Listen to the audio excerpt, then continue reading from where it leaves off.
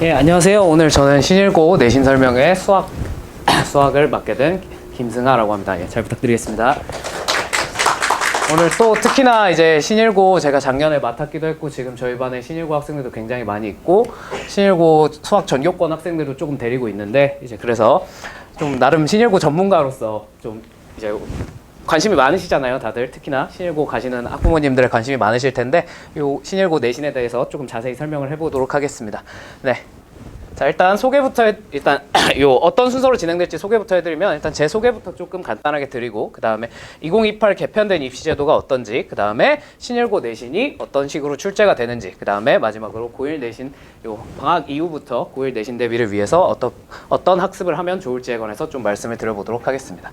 네, 일단 제 소개부터 간단하게 드리겠습니다. 저는 이제 김승하라고 하고요. 이제 성균관대학교 수학교육과를 졸업했고 그 다음에 현재 성국 메가스터디에서 최상위반 S반과 그 다음에 고2 기준으로는 신일고 전담반을 담당하고 있습니다. 네. 일단 개정된 이번에 2028학년도 수능, 그러니까 작년부터 시작해서 이제 입시제도가 한번 크게 변했는데 이 부분에 대해서 약간 언급을 해드리고 넘어가도록 하겠습니다. 일단 크게 4가지 키워드에 관해서 적어놨는데요. 첫 번째로 이제 문이과 통합형 수능이 실행되고요. 자, 그다음 내신이 5등급제로 바뀌었고 이제 정시에 내신 반영이 된다는 점, 그다음에 그래서 전공 연계성을 고려한 선택 과목을 선택하는 게 조금 더 중요해졌다는 점에 대해서 말씀을 드려보겠습니다.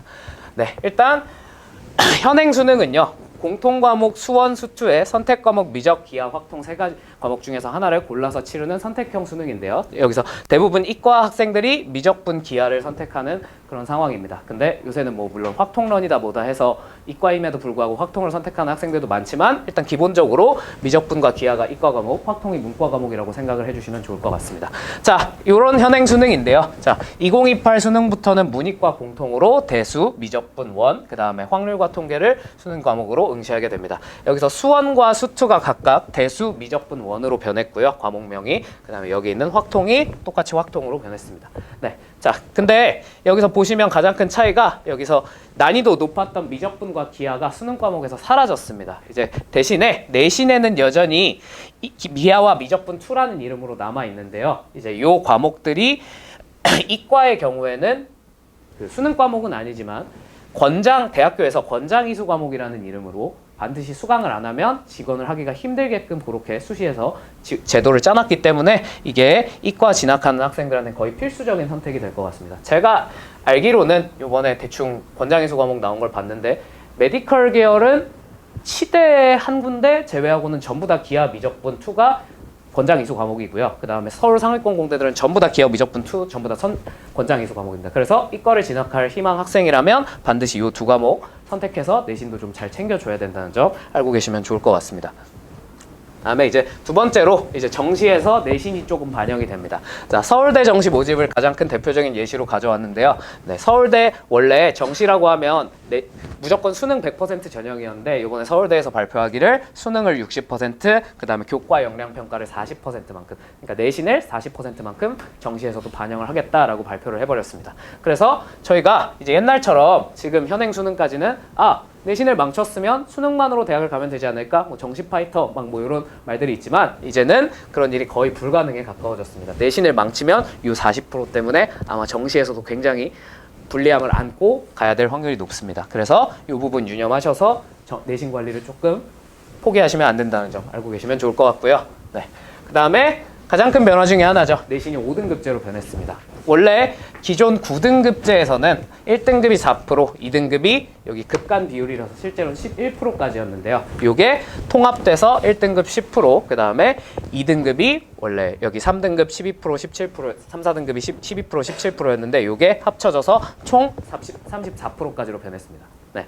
그래서 이렇게 급간이 넓어지면서 내신이 조금 더 약화가 됐습니다. 문제도 조금 더 쉬워졌고요. 그리고 등급간이 넓어지다 보니까 내신을 잘 따는 학생들의 비중이 조금 더 많이 늘어났습니다. 아니, 사실 조금 많이 늘어난 게 아니라 너무 많이 늘어났습니다. 지금부터 이거에 관련된 자료를 조금 보여드릴 건데 그냥 참고용으로만 봐주시면 감사하겠습니다. 자, 보시면 이건 9등급제 기준 내신 누적으로 전국에서 대충 조사해서 나온 표입니다. 조금 오래된 자료긴 한데 2018년도 기준으로 자, 고3 내신 1.0이 상위 0.03%입니다. 상위 0.03%.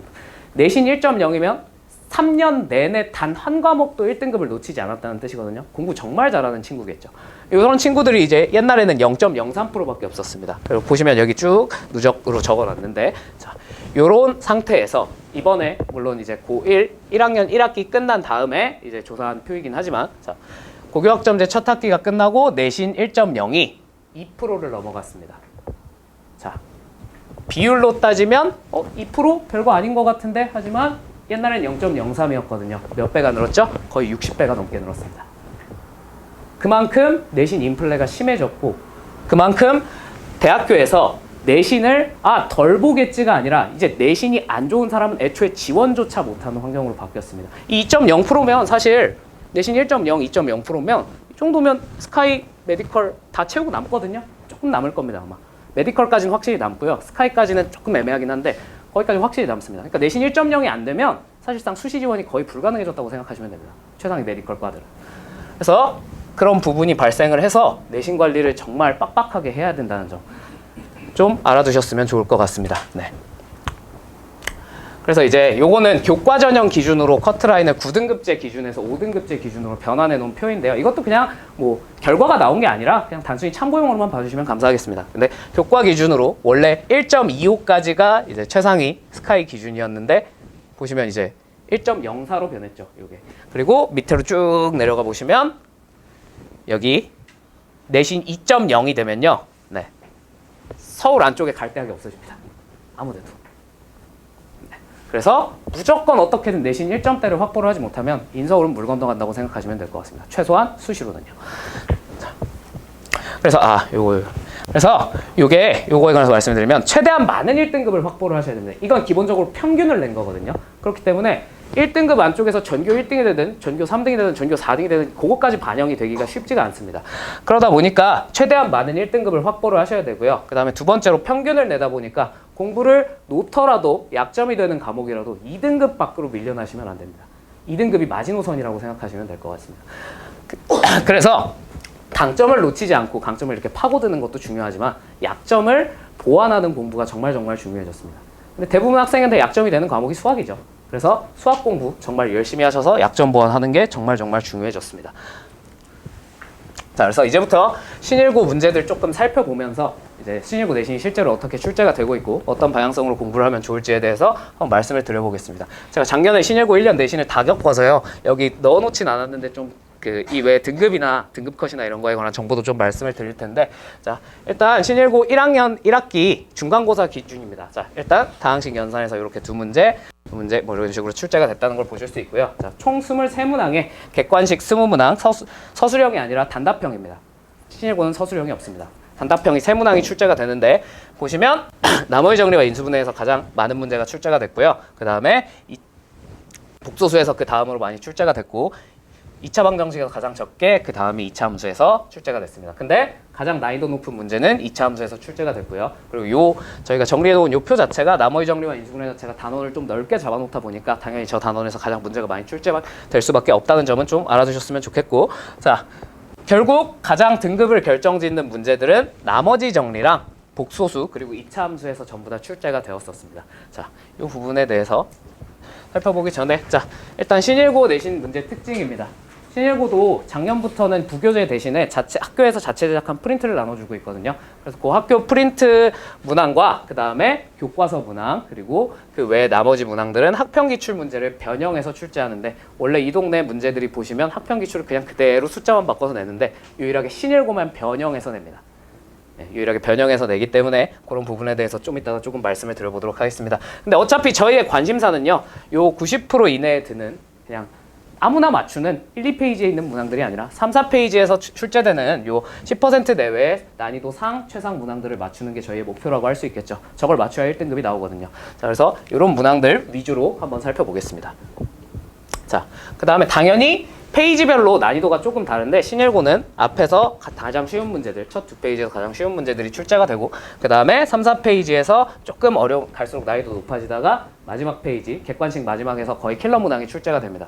여기 킬러 문항은 시험마다 조금씩 다르긴 한데 작년 가장 어려웠던 시험 기준으로는 작년 1학년 1학기 기말고사가 가장 어려웠었는데요. 1등급 컷이 상위 10% 기준 60점대였습니다. 60점대 후반밖에 안 나왔거든요. 그만큼 시험이 어렵게 출제가 되고요. 대신 쉬울 땐 또 쉽습니다.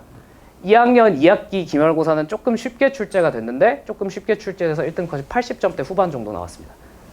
그리고 평이하게 출제된 2학년 1학기 중간고사 1등급 커트라인이 대충 70점대 초반 정도였는데 그때 기준으로 다른 학교들은 한두 문제만 넣어놓는 킬러 문항이 2학년 1학기 기말고사 기준으로, 그러니까 킬러 문항, 소위 말하는 모의고사에서 21번, 30번으로 출제되는 문항이 3개 나왔습니다.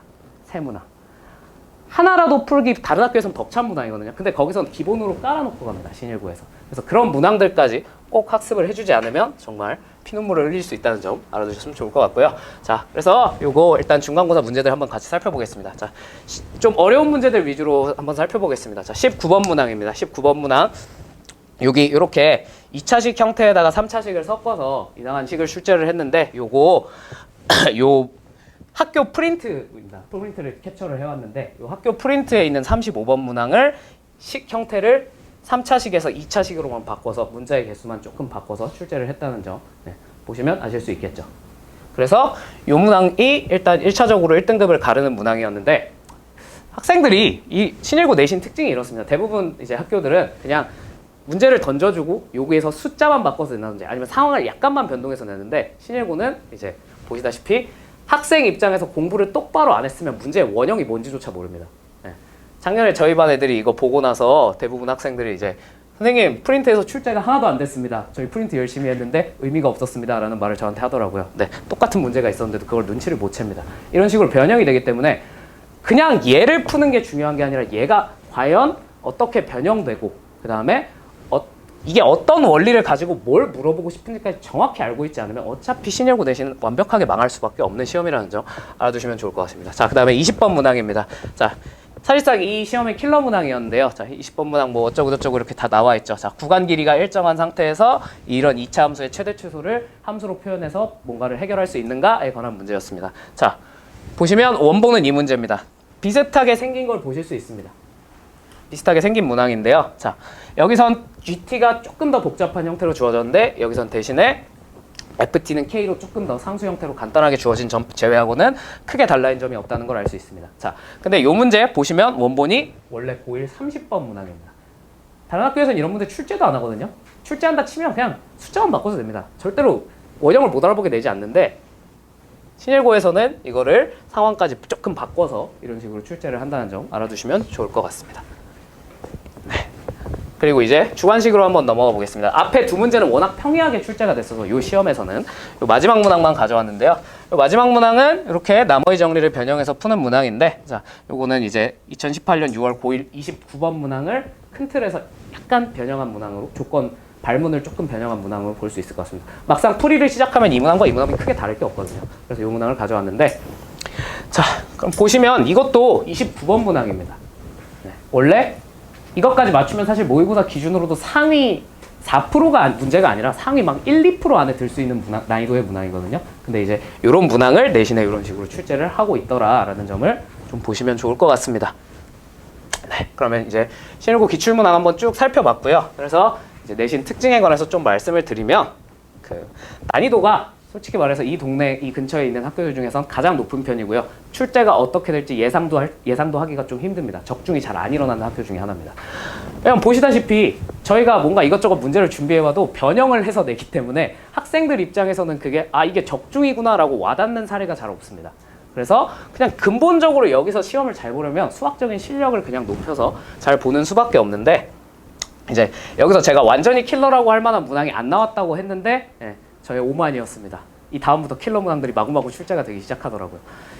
저 아까 말씀드렸던 1학년 2학기 기말고사 기준으로는 제 기준, 이거는 애들이 못 풀겠다, 이건 진짜 킬러 문항이다 하는 게 5문항 넘게 출제가 됐고요. 그 다음에 2학년 1학기 중간고사 기준으로는 킬러 문항이라고 할 만한 문제가 최소한 3문제에서 4문제 정도. 모의고사 기출 30번 변형한 문제, 21번 변형한 문제, 30번 변형한 문제, 이렇게 3문제에다가 자체 제작한 문제 1문제까지 정말 어렵게 출제가 됐었습니다. 그래서 공부를 꼼수 부릴 생각하지 말고 뭐 적중 이런 거 기대하시면 안 되고요. 그냥 실력 키우는 공부 꾸준히 하시는 것밖에 없습니다. 네. 그래서 이제 앞으로 어떻게 이제 내신 대비를 방학 이후에 어떻게 하셔야 될지에 대해서 조금 말씀을 드려보면, 당연히 쉬운 문제부터 어려운 문제까지 점진적으로 단계별 학습을 하셔야 되는데요. 네. 당연히 신일고 내신을 잘 맞기 위해서는 이게 핵심이 아니고요. 어려운 문제를 꼭 그리고 엄청나게 많이 풀어보셔야 됩니다. 21번, 30번 걸으시면 절대로 내신에서 좋은 등급이 안 나옵니다. 자, 그 다음에 보셨다시피 양질의 문제를 푸셔야 됩니다. 모의고사 문제가 변형돼서 나오거든요. 그래서 저는 신일고 학생들한테는 강남권 기출문제들까지 쫙 정리해서 나눠주는 편인데, 근데 이제 그 정도의 문항을 그냥 시간이 넉넉한 상태에서도 풀지 못하면 시험장에 들어가면 절대로 손도 못 댑니다. 그래서 좀 양질의 어려운 문제들, 그다음에 좋은 문제들을 좀 많이 풀어볼 필요가 있다는 점 알아두시면 좋을 것 같습니다. 그리고 보셨다시피 단순 반복형 문제들은 어차피 별로 안 나오고요. 나온다 치더라도 그 문제 때문에 등급이 갈리지 않습니다. 그렇기 때문에 무조건 심화 문제 푸는데, 킬러 문항 푸는데 어렵더라도 시간 투자를 좀 많이 하실 필요가 있을 것 같습니다. 그리고 당연히 문제풀이는 감을 잃지 않도록 꾸준히 해줄 필요가 있습니다. 자, 그래서 이제 옛날에는 내신 3등급 이하면 뭐 내신이랑 수능이랑 합쳐서 뭐 학생부 종합으로 가고 뭐 논술로 가고 뭐 이런 선택지가 여러 가지가 있었거든요. 자, 이제는 그냥 단순합니다. 엄청 입시가 단순해졌습니다. 무조건 내신 1등급을 최대한 많이 확보해서 내신을 따놓으셔야 수시든 정시든 도전을 해보실 수 있을 것 같습니다. 그런 의미에서 신일고는 좀 안타까운 얘기지만 내신 따기가 정말 힘든 학교 중에 하나죠. 국어도 그렇고 영어도 그렇고, 특히나 남고다 보니까 수학 내신 따기도 정말 힘든 편입니다. 그나마 요번에 1등급 10% 비중이 10%로 늘어나면서 그나마 조금 평이해진 편이긴 하나, 그럼에도 불구하고 요번에 가장 최근 모의고사 10월 모의고사 기준으로 저희 반 학생들이 모의고사 1등급이 상당히 많이 나왔거든요. 신일고 학생들이 모의고사 1등급이 상당히 많이 나왔는데, 그 1등급 커트라인에 걸친 친구들이 좀 많았습니다. 대신에 92점의 1등급 커트라인이었는데 92점이 한 5명 정도 나왔는데, 92점을 받아도 모의고사 기준으로 상위 10% 안에 못 들어가더라고요. 97점까지가 상위 5% 컷이었을 겁니다. 아마 제 기억상으로는 정확하진 않은데, 저도 주워 들은 거라서, 애들한테 물어보고 주워 들은 거라서 정확하진 않은데 대충 그렇다고 들었거든요. 그러니까 기본적으로 실력이 있는 학생들이 많이 갔기 때문에, 물론 그건 매년 조금씩 달라지긴 하지만 기본적으로 실력이 있는 학생들이 가기 때문에 공부를 소홀히 하면, 특히나 수학 공부 소홀히 하면 그냥 피볼 확률이 너무너무 높다는 말씀 이제 드리고 싶습니다. 자, 그래서 마지막으로 뭐 다른 선생님들께서는 이제 뭐 이거 수업에 관해서 이것저것 막 말씀을 해드리고 했을 테지만, 저는 그냥 간단하게 저희 시간표만 적어놨고요. 뭐 여러 가지 설명을 드릴 수도 있겠지만, 저는 작년에 개인적으로 이제 신일고 학생들 데리고 뭐 전교권도 꽤 몇 명 만들었고 1등급도 꽤 데리고 있고, 그다음에 지금 저희 학원에서 신일고 작년에 맡아서 많이 학생들도 많이 들어왔었고, 그래서 뭐 나름대로 증명을 했다고 생각하기에 뭐 크게 설명드릴 내용은 없을 것 같습니다. 네. 그래서 그냥 제 시간표 이제 S반이고요. S반 이제 화요일 10시부터 10시, 그 다음에 토요일 1시 반부터 5시까지 진행된다는 점 알고 계시면 좋을 것 같고, 그리고 뭐 S반이라고 해서 너무 막 난이도 높은 수업 막 뭐 킬러 문항만 풀고 막 그런 건 아니고요. 기본부터 시작해서 이제 심화까지 쭉 다루는 수업인데, 이제 심화 문제의 난이도가 조금 높습니다. 제가 다루는 문제들은 조금 난이도가 높아서 지금 뭐 하고 있는 학생들도 매일 죽는 소리를 하고 있는데, 조금 그런 문제들까지 다루기 위한 S반이라는 점 좀 알아두셨으면 좋겠고요. 그래서 사실상 신일고 대비하기는 정말 좋으실 겁니다. 네. 자, 그래서 오늘 제 설명은 여기까지 하고 마치도록 하겠습니다. 네, 감사합니다.